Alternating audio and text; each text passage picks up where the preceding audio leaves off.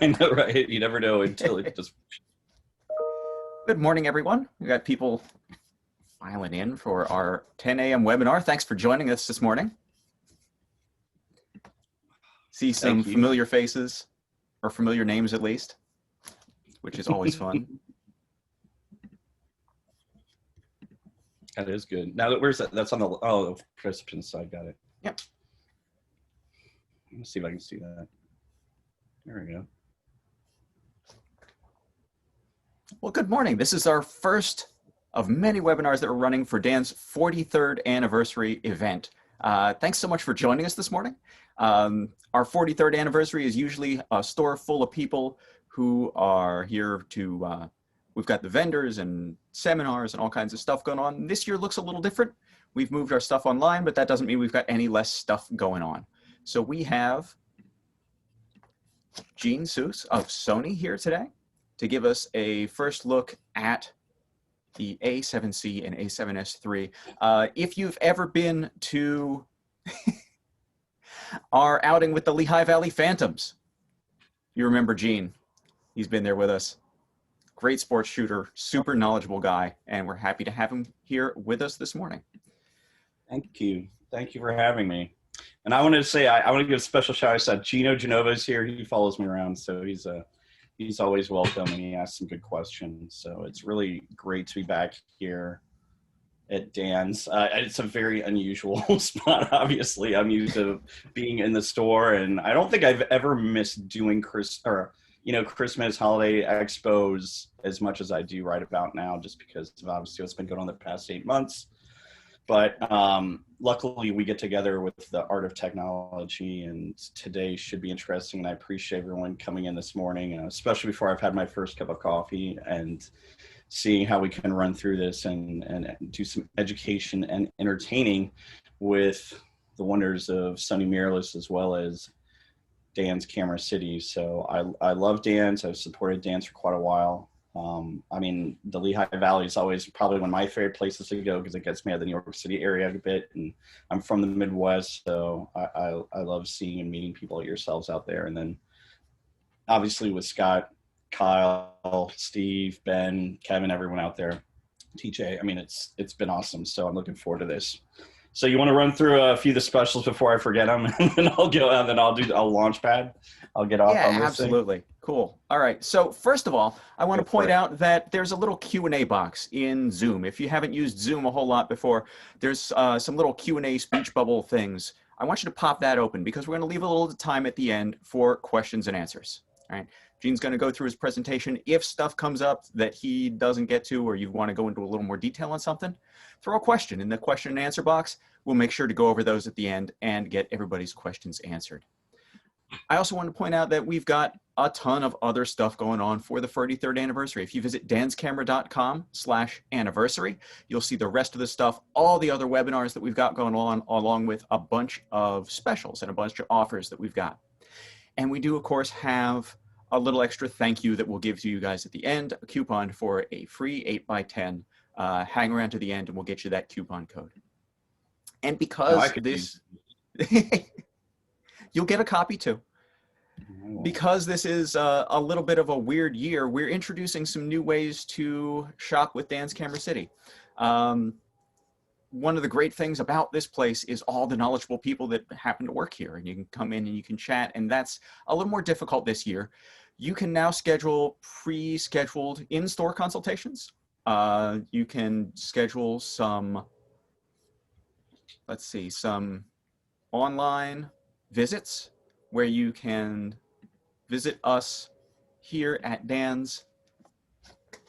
We are reintroducing curbside pickup, and we're introducing a special courier service. We know everybody's having problems with shipping and all kinds of shipping delays this year. If you live in Lehigh and Northampton counties, we're also introducing a courier service where we will drive your stuff out to you so that you can make sure you get it on time for the holidays.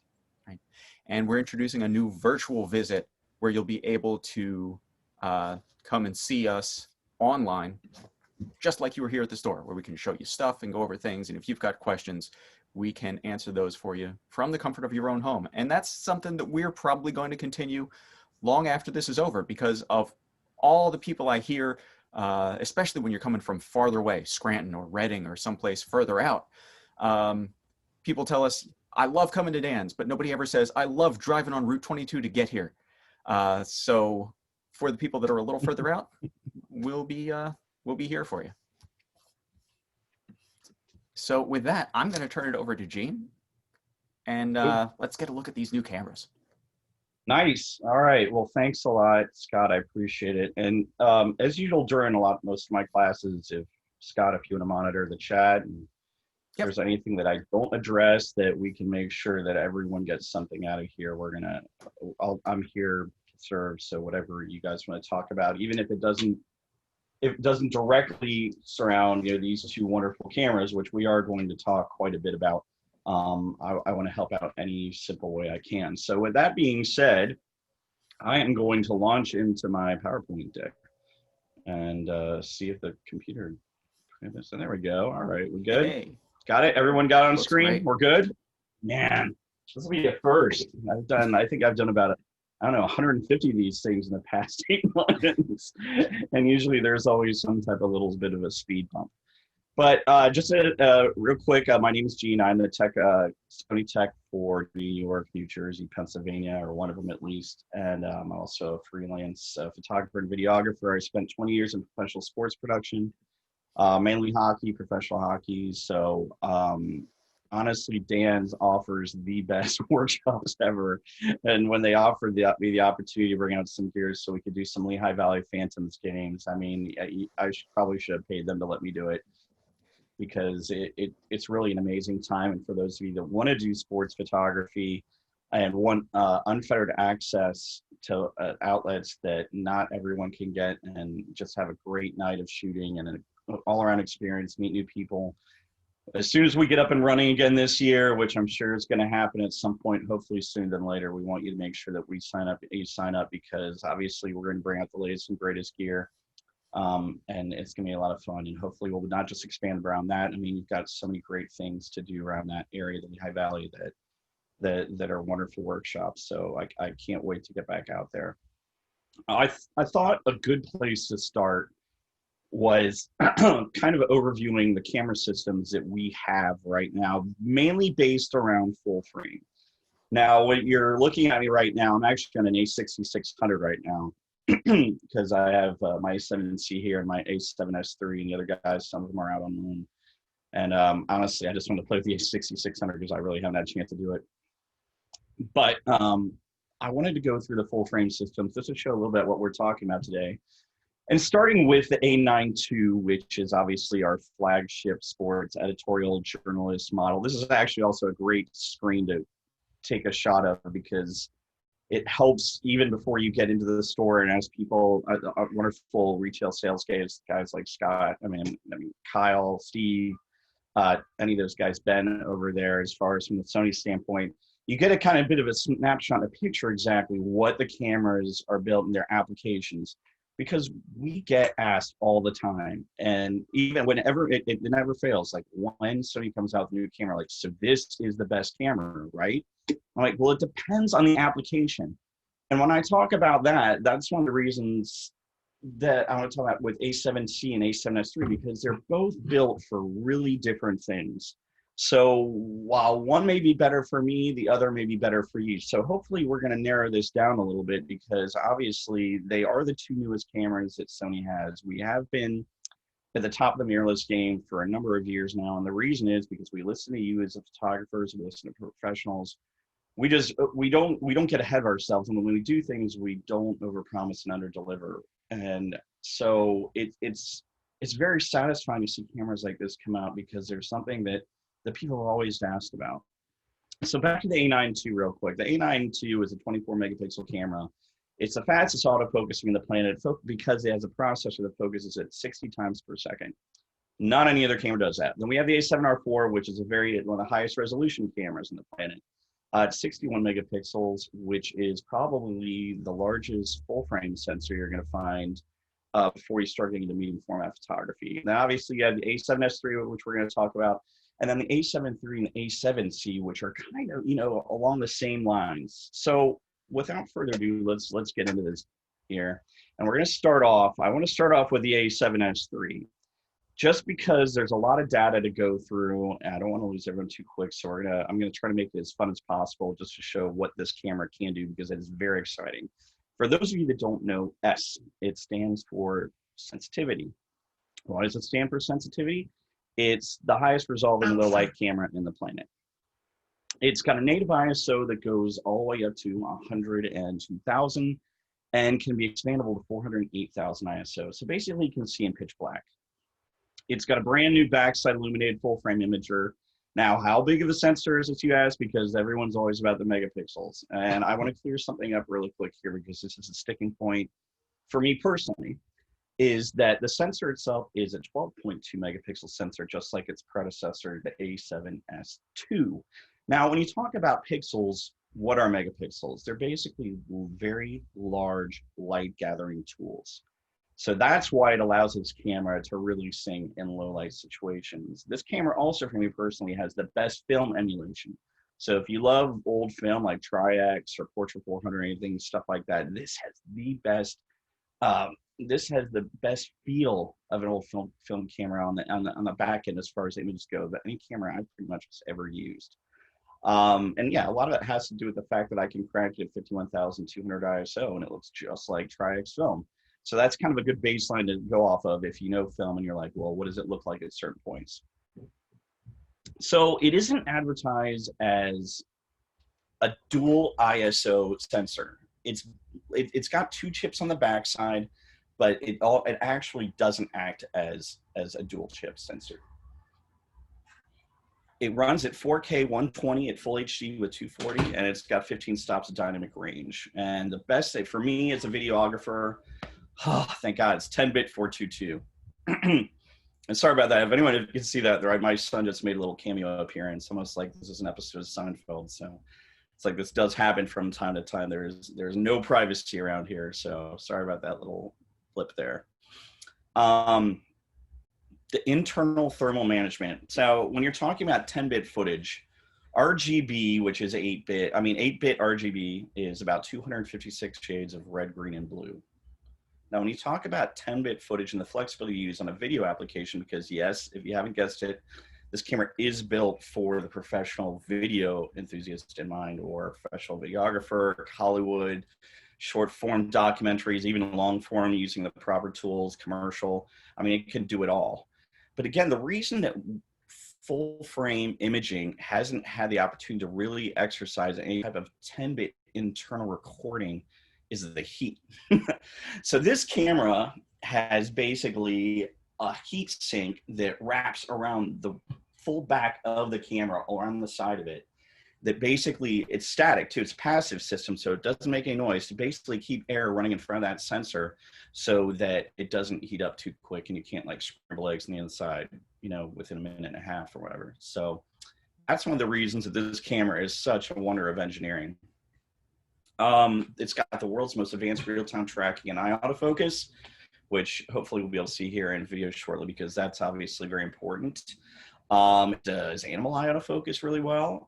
It is honestly 2 times faster readout than any camera we have ever produced, and a reduced rolling shutter, and obviously active mode image stabilization, which we're going to talk about.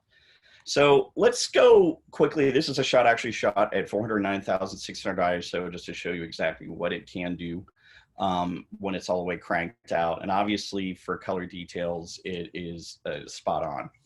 Now back to real quick with the 12.2 megapixel sensor, what I want to talk about real quick is that my first full frame, my first professional camera when I started getting gigs, and probably the one I've had the most published images out of, whether it be music, sports, editorial, would be a 12 megapixel camera. So if you're looking from a cropping, you're saying, well, if I want to print, how big can I crop? Honestly, you can crop fairly large, probably about within 1/3 of an inch. Actually, hold on a second. I'm gonna do something here. I want to go off script, and I want to, let's see here. Stop sharing real quick. Give me 1 second here. I'm gonna get a picture real quick that actually I just had framed. Ow, ow, ow. Sorry, I'm having arm troubles. This is 12 megapixel, and it is a fairly large, and this is actually probably about a 20% crop.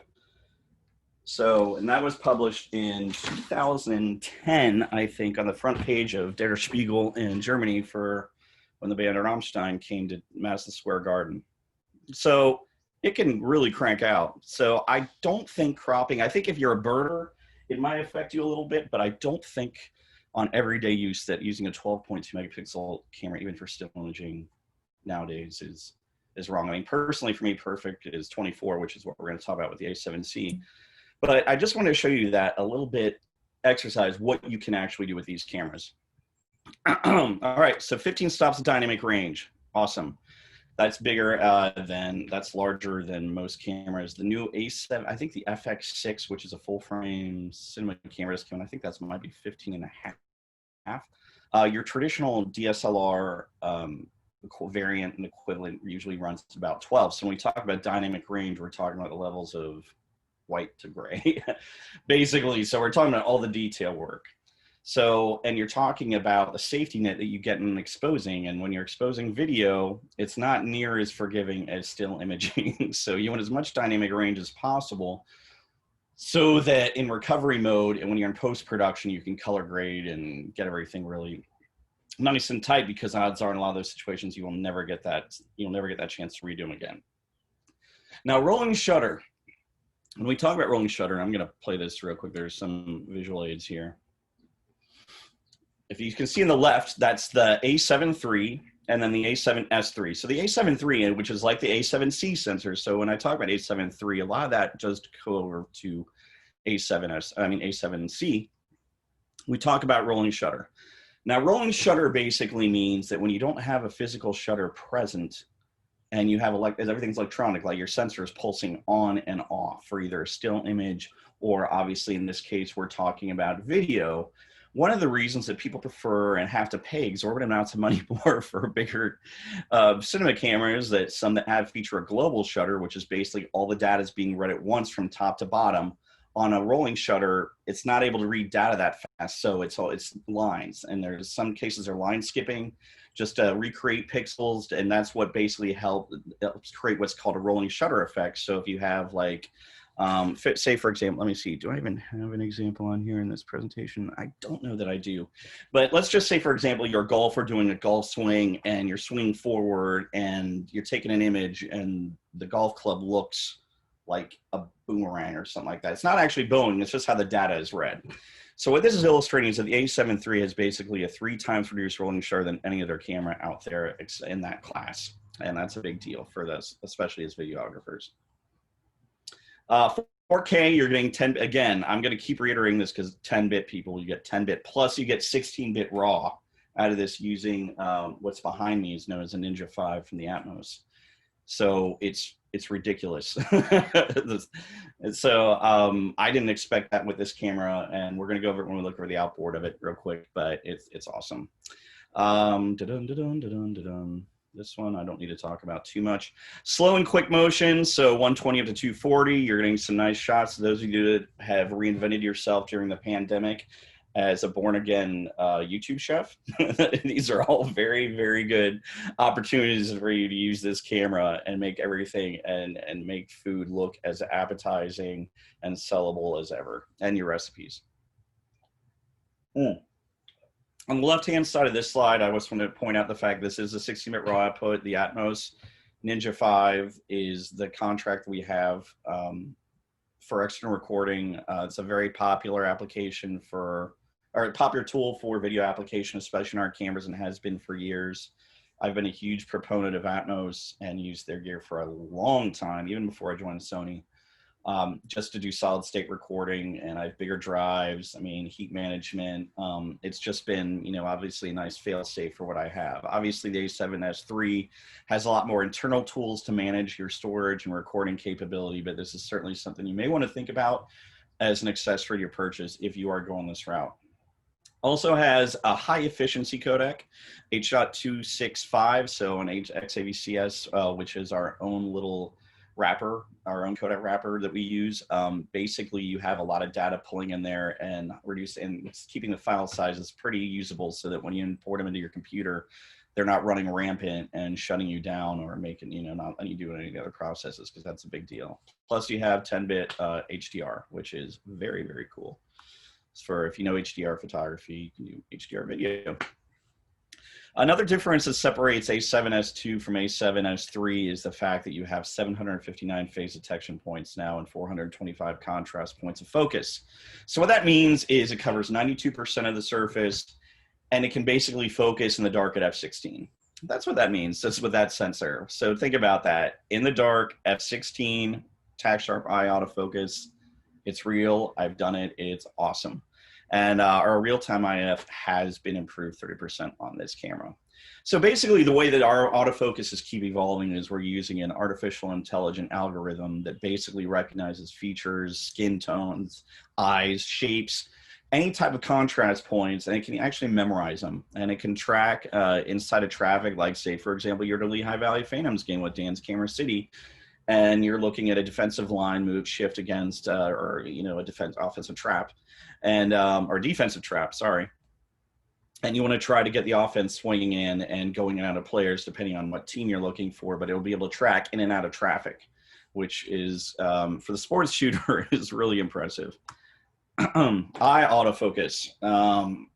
Can't say enough about Sony's eye autofocus. I mean, it's pretty much kept us at the top. It's now it's full throttle with animals. A lot of, especially people at Dan's Camera City, love animal eye autofocus. So, and I love dogs, so I'm right there with you, my friends. But we were actually supposed to do, I think earlier this year, maybe it wasn't, I thought it was, but a dog, something to do with our showing off our eye animal focus for animals, and it didn't get to happen. So hopefully that'll be happening next year. This shot I shot in Central Park. Right the day after I got the A7S III, I was doing the first race that was allowed back in New York City, and as far as I know, it's still the only one that's happened. But it was a New York triathlon series, and I was out there in Central Park at 5 a.m. and I had the A9 II, but of course I took out the A7S III because I really wanted to get some nice low light images. And this is clean out of the camera at 51,200, and you can see that there is still a lot of detail in those lights, and that light in particular, as far as, really capturing the atmosphere, and it's not blown out. There's no, no distortion or anything like that. And it's a really solid. This is a portrait, A7S III for portraits. This is ISO 1200.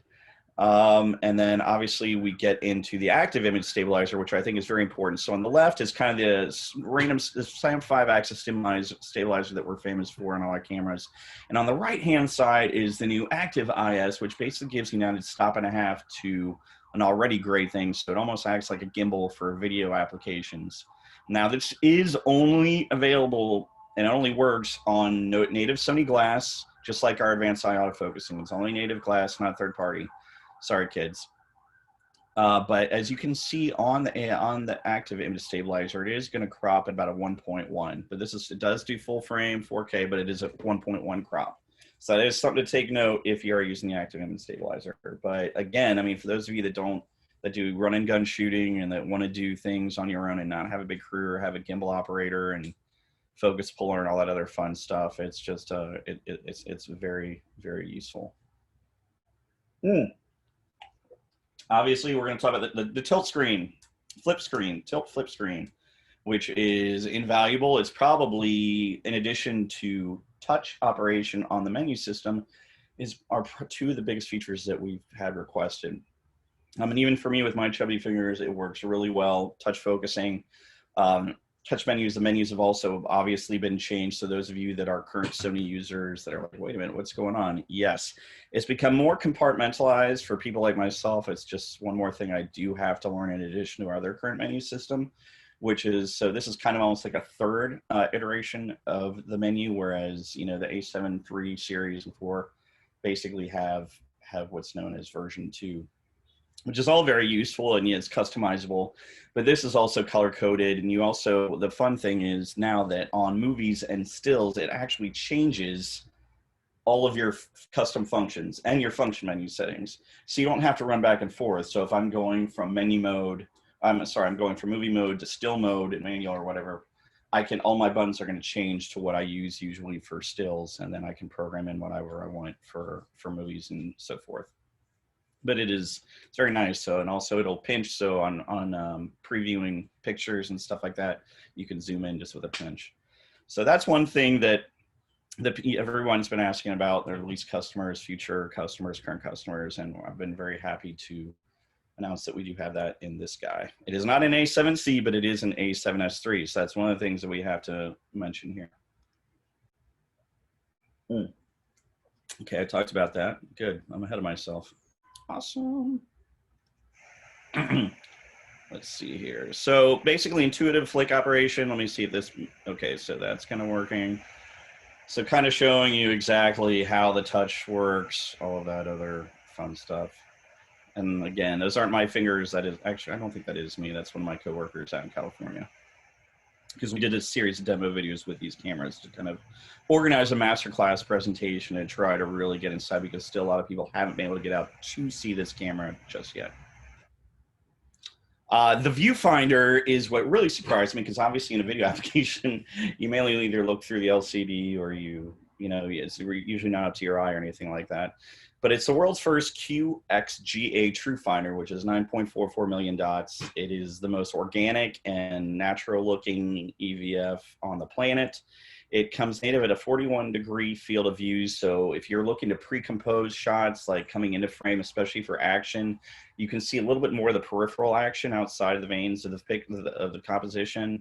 And it can run all the way up at 120 frames per second. Now, for those of us that do wear glasses, you can reduce that to 33 degrees if it kind of looks funky for you. World's first dual CF Express Type A slots. So these things, let me see if I can, I hope I have this in this median here, because if I lost it, I'm going to be irritated. Or my kids, they like to play with it. But for those of you who can see, this is the CF Express Type A. It can read up to 800 megabytes per second. It can read 700 megabytes per second. It is incredible. So that you can also run SDXD, don't get me wrong, but if you are running a CF Express Type A card, you should generally run two at the same time, because it's going to defeat the purpose a little bit, because the speed of the cards or the slots are going to default to the slowest card. So you can run both. However, if you're running CF Express Type A, I would just recommend either using one or using two.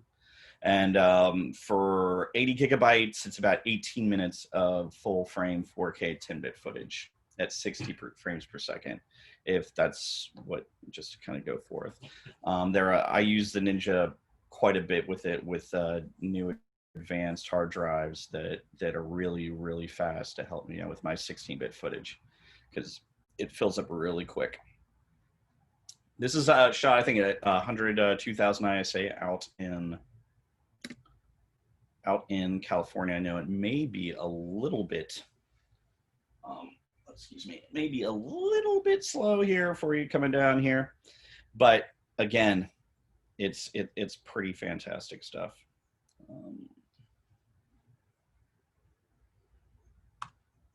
Okay. Scott, any questions so far? Or yes or no? Okay. Sorry. Let's see. The only question I have, like the one that popped up in the chat, was if there's time, would you talk a little bit more about video? And it looks like you talk a little bit more about video. Yeah, I can talk about video all day. Yeah, I didn't actually know how much video work you did. Like, I know you as a photographer, and I didn't realize you did that much video. Yeah, no, I've worked with HBO, CBS News, Dateline, CBS, Madison Square Garden, Prudential Center, NHL, NFL, NASCAR. Yeah, I freelance a lot, so I'm out there quite a bit. You've probably seen some of my stuff, and you just don't know it. So, that's awesome. But yeah, I have a lot of national work out there, and that's pretty much a lot of my history as an editor and a producer and shooter. So that's the reason I'm here, actually, because somebody's like, we need someone that knows video and stills. So I'm trying to help bridge that gap just a little bit. Very cool. Cool. And what was the ISO this shot you were here was in the park there? I'm sorry? What was the ISO that you were shooting there? You were like just in the dark in the park. Hold on a second. I'll show you. This is 51,200. Holy mackerel. So it's ridiculous. 51,200 ISO. Yep. And that's right out of the camera to my phone, to be honest. I haven't edited that at all. Maybe I should.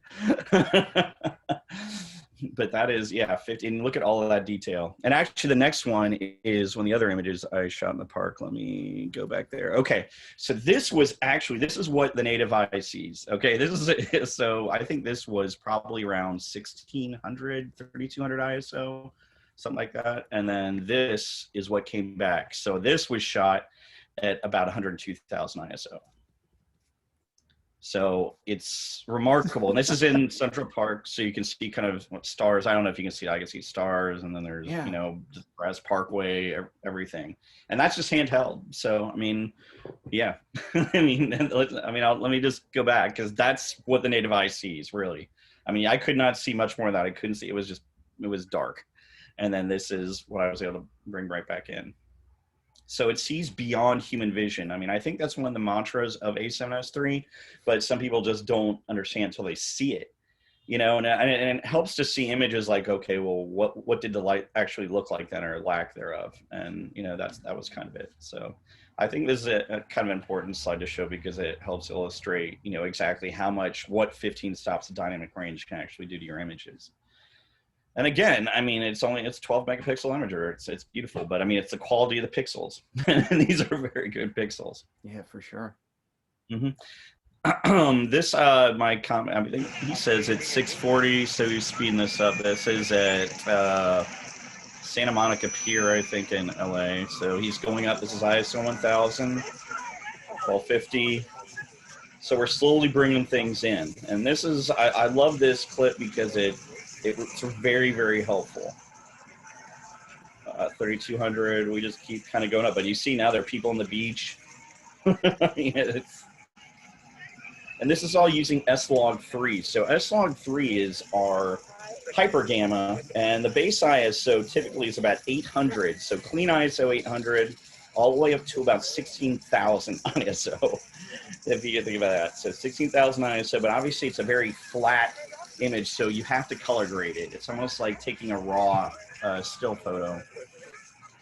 But this is kind of it. So this is ISO 51,200. Here we are, one of my sweet spots. 64,000.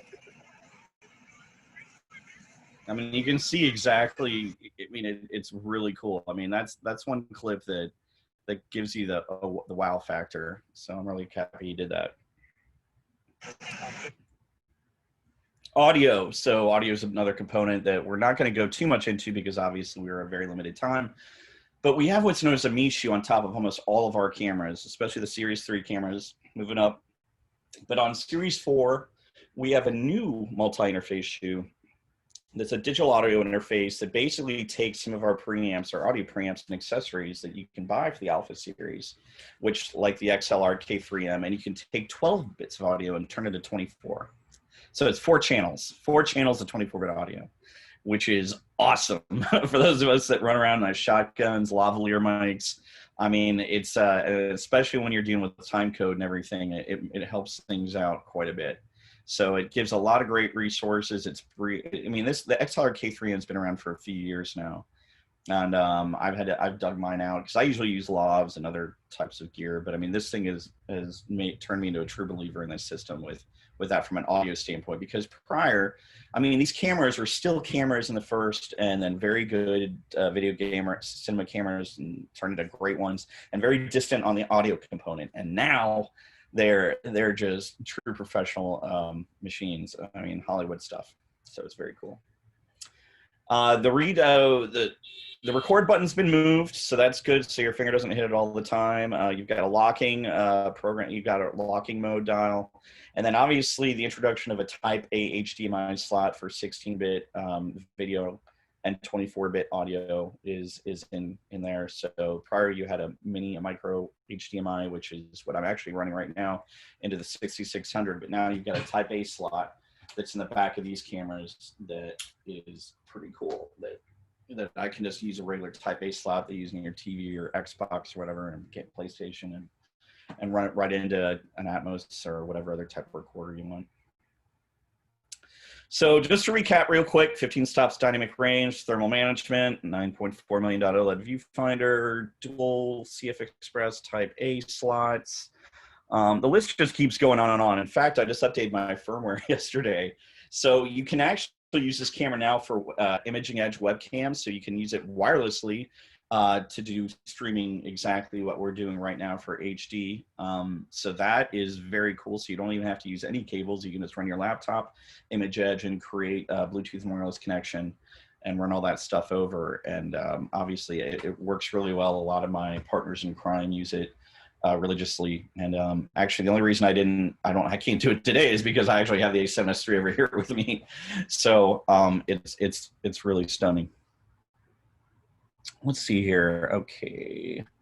Now, where are we on? I want to see where we're on time. Okay, 10:36. Let's run over. I want to run over to A7C. There are a lot of other features with A7S III that we can talk about, but since we're running short, let's just go over to A7C, which is the new compact camera.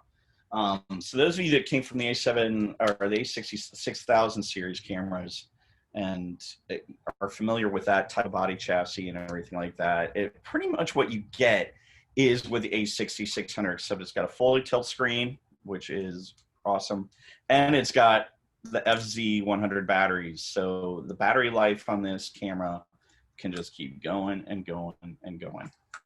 Duracell ain't got nothing on this guy, or Energizer, whatever it is. So let's talk about it a little bit. Alpha. Hey, Alpha. I'm not going to run the movies right now, but it is the smallest and lightest full frame camera ever. I can basically just palm it. I can wear it on my side. I can use it as a B camera and A camera. I take it with me everywhere. I mean, just when I thought I couldn't get any lighter, I think I said the same thing a few years ago with my A7R2 or my A7 II. I was like, oh, I'm going to take this with me everywhere. No, I mean, the A7C, you can go a little bit smaller. Here's a kind of an illustrated diagram as far as A7 III versus A7C. It's 20% smaller than lighter, and it's about the same size and weight as the A6600. This is kind of what you're looking at with the kit. It actually come in the body styles. You've got black and silver. You can tell they didn't like me very much because they gave me the black one. I really would have liked the silver one. And being that I'm a big I used to be a big Leica guy, I'm like, oh, give me silver. But I'll take what I can get, believe me. So it's got a compact 5-axis in-body image stabilizer. So if you look here real quick, it is there it is. You can see the sensor. If you can see it shake everything, that's the new image stabilizer. It's got a new shutter curtain. Everything had to be pretty much redone. The processor, the sensor carriage, everything, just to accommodate this small body, as well as obviously you have an offset viewfinder here as well. And then you've got a nice, almost like carbon fiber-esque grip on the front, especially to kind of accommodate people like myself with bigger hands and bigger grips. I will say that in looking at this camera, that I thought, with all the excitement generated from A7S III, that A7C wasn't going to have that much of an impact, honestly, when it was announced. I was like, well, for me, I mean, A7S III is everything I've been looking for a while. So for me, for a video application, astrophotography, any type of people of that, A7S III is a no-brainer. The A7C, however, generated so much of interest. I mean, people are still just rocking the boat with this camera, and I can understand why. Because from an engineering standpoint, to get a small, interchangeable lens system like this is pretty phenomenal with all the feature set that's included. I mean, it's a 24 megapixel imager, so whereas the A7S III is a 12, this is 24. Excuse me. This OLED is 2.359 million dots. So unlike A7 III, it's about 3 million dots. So there is, you're sacrificing a little bit there, but I don't really notice a lot of the difference. The resolution, the ISO performance is up to 204,800 versus 400,000 for A7S III. And it cleans up, you can run this probably clean ISO at around probably 1200, and then it starts to get a little bit grainy. But I mean, not much. I mean, 3200 is perfectly acceptable. So probably, I'd maybe give it to 6400. So whereas A7S III is about 16,000, this would be about 6400. So this carries 15 stops of dynamic range as well. Great bokeh, so depending on the lens. 693 phase detection points. For the others had 750. They both have the same type of contrast points. Real-time AF and human animal. It's got the new autofocus technology trickling down from A9. So it is a little bit faster the tick on the autofocus than A7 III.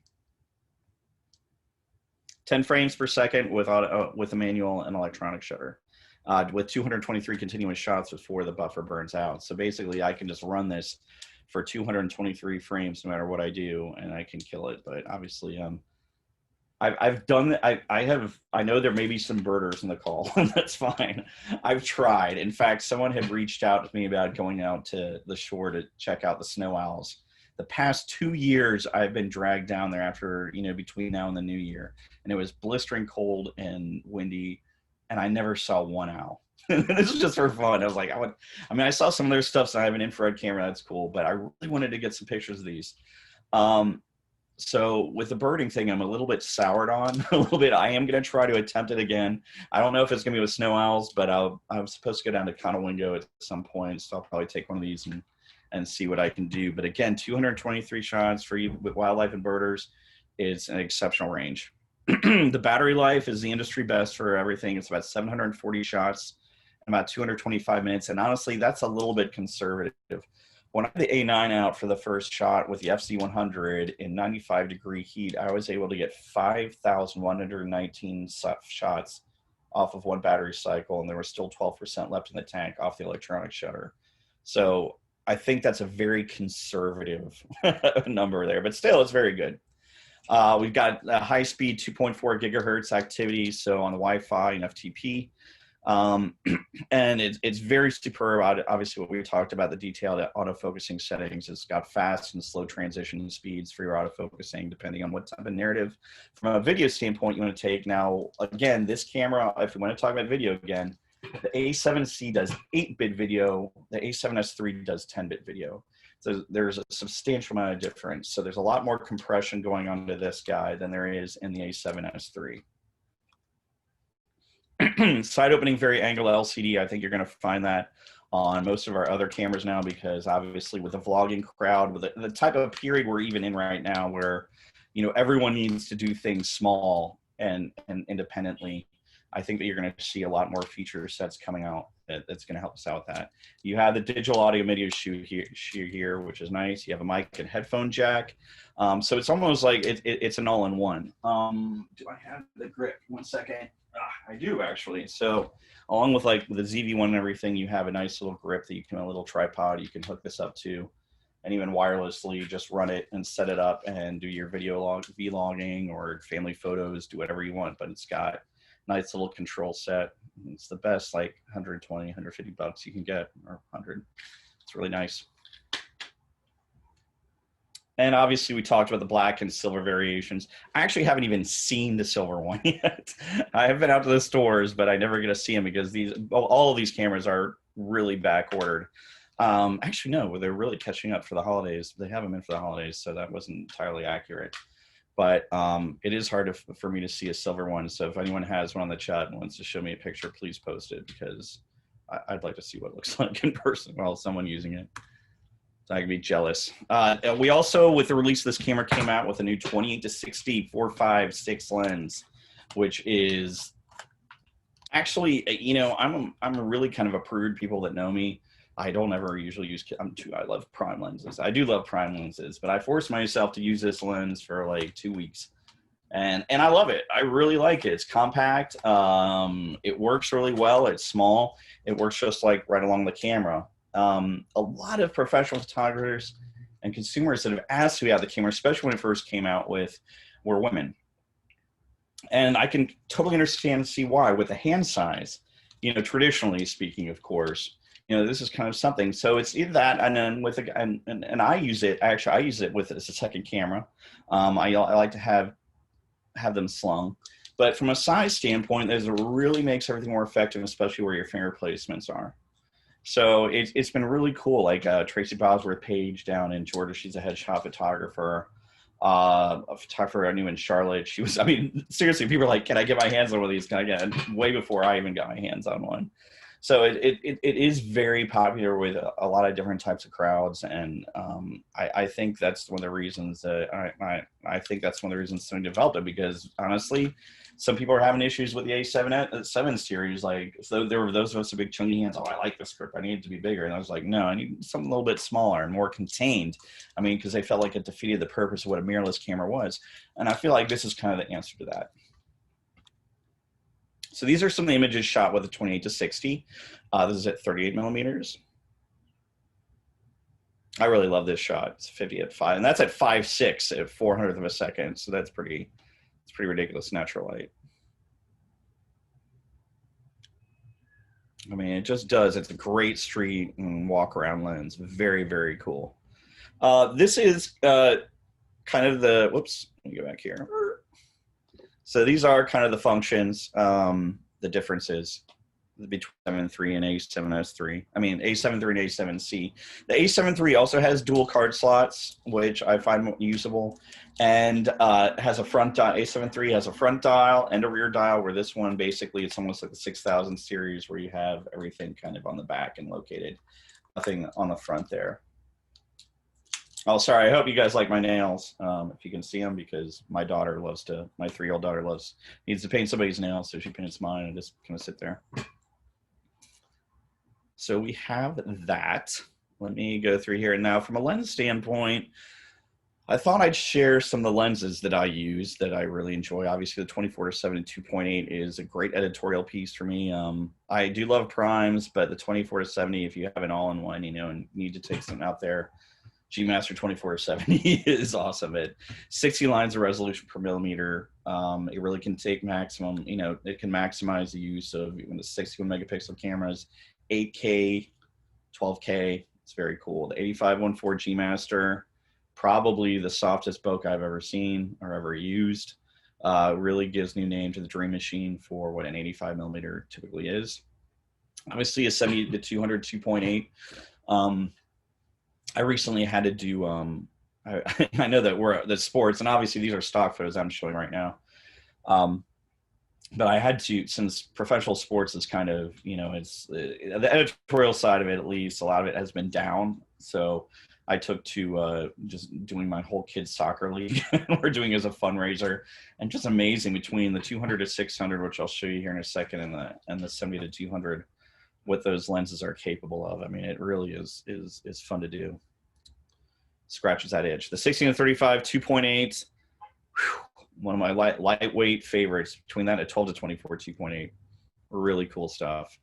The 24, I love wide angle primes because I love environmental portraiture. The 21.8 I actually just bought. I love that lens because it can act like a macro lens, can do wide angle, it can do environmental. It's just a really Swiss Army knife for me, and it's a really lightweight prime. And I can run on the 6600 really well, or the A7C without, you know, just like I can this lens. It just, there's no weight to it. And then obviously the 200 to 600, which is a monster. And if you can get your hands on it, that is probably my favorite wildlife lens. That's important.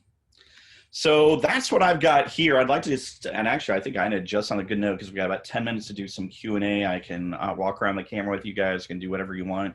But I did want to say that you get a free 8x10 print with coupon code Sony 8x10. Is that the code? Yeah, I guess that is the coupon code. Sony 8x10. That's the code.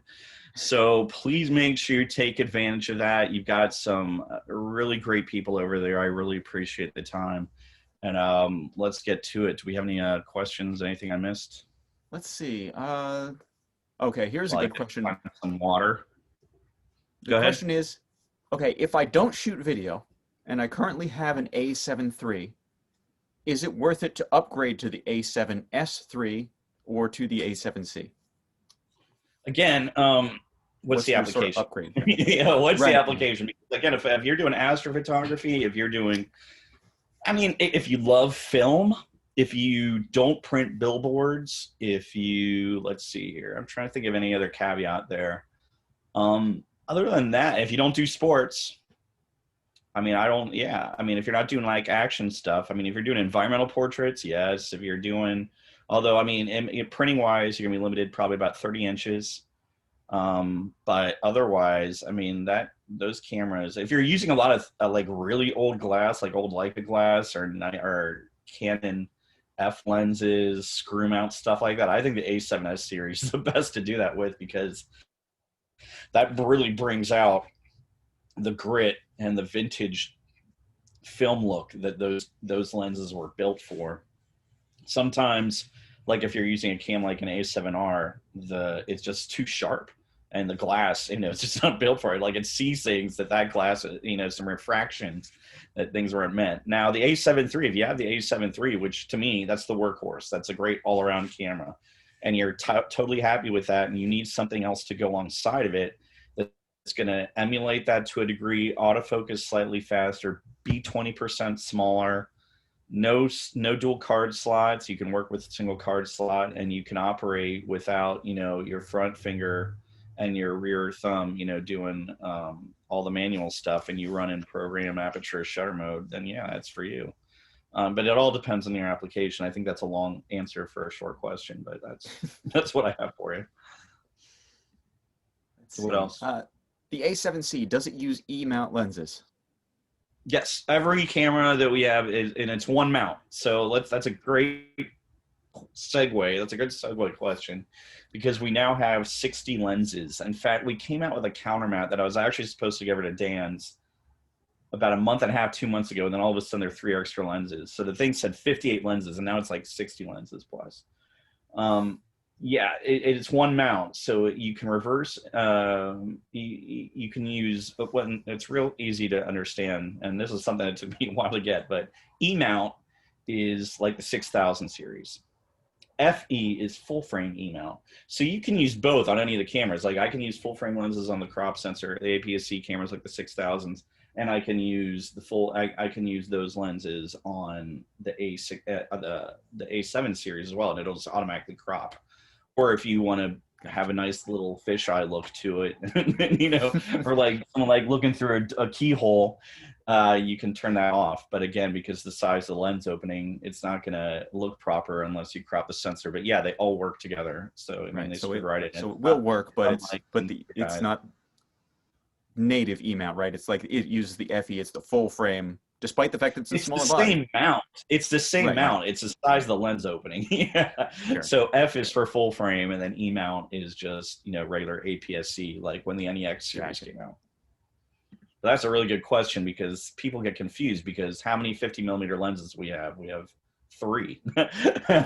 We have 2 1/8s. We have 2 1/8s. One of them is an optically stabilized, which is for the 6000 series. And then we have the nifty 50 and they're both like $200, $250, and it's the best lens you can buy for the money. Oh, heck yeah. And then one's full frame, one's not. And then you have a 50-1.4 Zeiss. It's about $1,600. So and then there's 55 1/8. So yeah, I mean, you have 60 lenses. I mean, when I joined Sony, there were less than 5 native lenses. and now we have 60. They've really built out that library. Yeah. Oh yeah, I've got them all right underneath my right desk here. Not all of them, but I've got a good chunk of them. There are still a few things. Like if I could get my hands on a 400mm or a 600mm, I'd be pretty happy. Nice.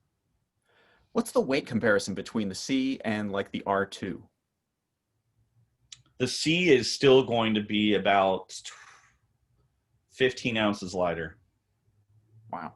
Or 15% lighter. 15% lighter. 15% lighter. Yeah. Yeah. The R2. Yeah. Mm-hmm. I mean, remember the S series, the S and A7 III, they're not that. I mean, hold on. It's like, sorry, I keep looking around here. Okay, all right, hold on. Like this is my R2.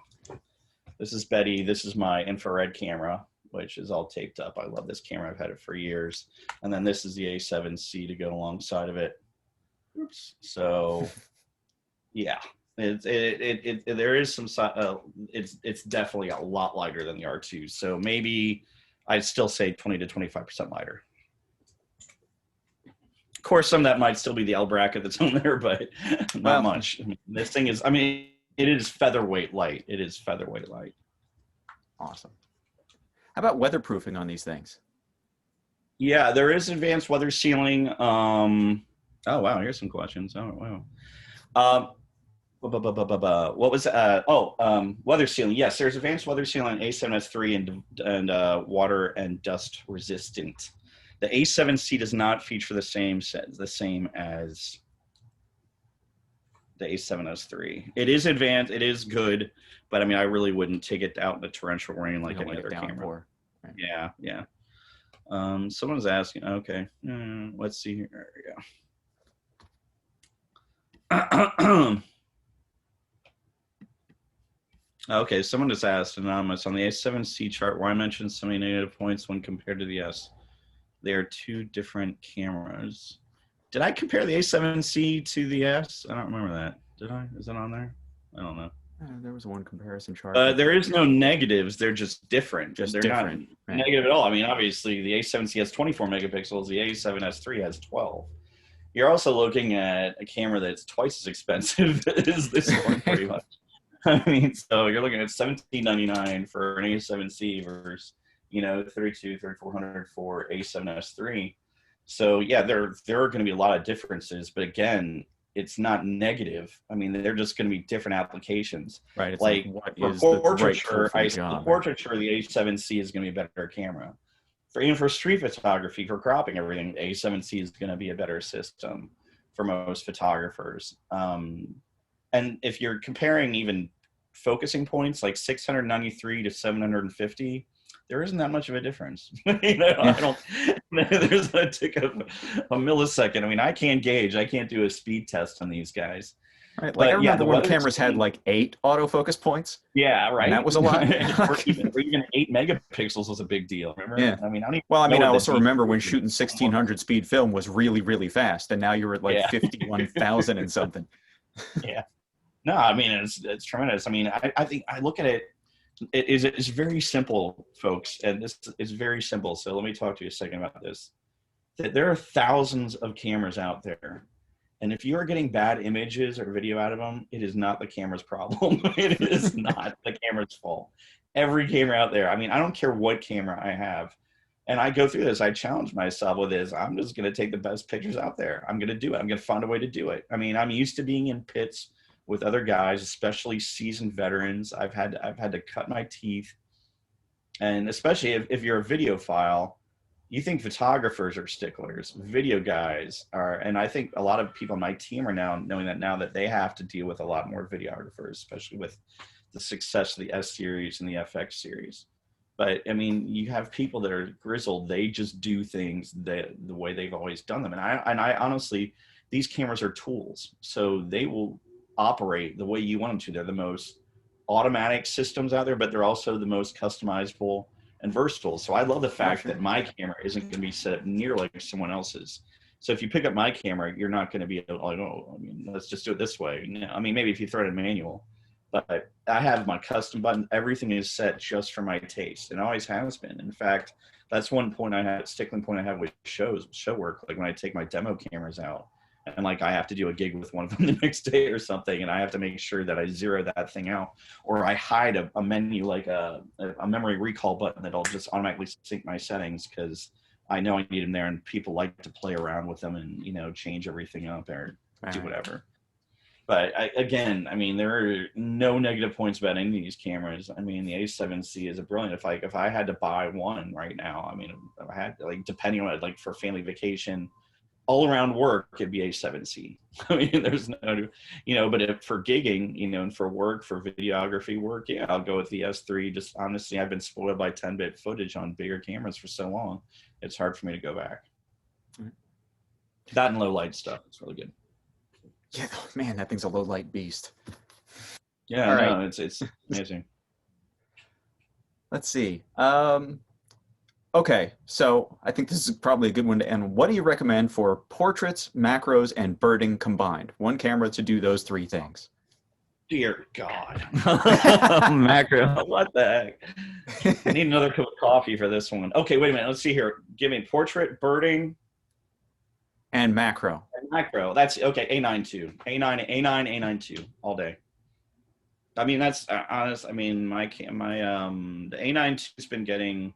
I mean, for birding, I mean, the A9 II has a shutter speed of 1/32,000th of a second. I mean, no other camera has that except, well, the RX10 IV does. And that's an all-in-one beast. But I mean, that's its own animal. But Sure. if you're talking interchangeable lens, mainly portrait, birding, macro, the A9 II is 24 megapixels. However, if you had, okay, well, if I can't have the A9, what's the next camera? Honestly, it's going to be either the A7 III or the A7C. Maybe even the A7C to a degree, that shoots at 10 frames a second versus the A9 II, which shoots 20. But it has the same focusing mechanisms that A9 II has. It just doesn't do it at 60 times a second. I mean, the A9 II and the A9 are, I mean, I own the A9. I love the A9. So the A9 is I mean, it's incredible. But A7 III, I mean, it's right there. It's 693 phase points, 24 megapixels, which is my perfect size for a sensor. Just give me 24 megapixels. That's all I need. I don't need your 61. I don't need your, I mean, really, I mean, your computer doesn't need it either. Because I really don't crop that much. I just don't crop that much in my portraits. So I can, and up to this point, I mean, I love medium format photography. So yes, I do love the R4. I have the R4 as a sample. I'll use it. But if I had to buy, I mean, when I bought A7 III, I mean, the A7 III is a workhorse, or the A7C. I mean, but the A9 is going to be, if you have for birding, for the one to rule them all, that's going to be the one for that application. I mean, more people. I mean, I've got a guy that we just did workshops with. He's a Zeiss ambassador, and you know, he used my A9 for all of 15 minutes, and then he ran out and bought it. You know, I mean, I'm serious. I've never seen anything like this. He's like, I gotta have the A9, blah, you know, and he ran out and got it. I was like, whoa. So, I mean, until you use an A9 and see zero, I mean, the A9 has zero blackout. So when you're shooting, you know, what that means is if you're shooting a multiple hundred frames or whatever against a bird in flight, the shutter does not, you do not black out. Your autofocus is tracking the full way. I mean, it's got the highest hit ratio of any camera I've ever used, period. 98% hit ratio. Any gig I do is with A9. I mean, you should see the stuff. I mean, we just did some for another New York triathlon race out in Rockaway, is the beach, where there's swimming, running, and cycling. And it was just, I mean, I think the worst part about that camera is that you have to pick which shots you want to use. You know, it doesn't, you know, I mean, you're just like, oh, I mean, which one? So yeah, I mean, A9 and A9 II are, and for macro, I mean, you can't lose. Awesome. Well, thanks once again. I think that's about all we have time for today.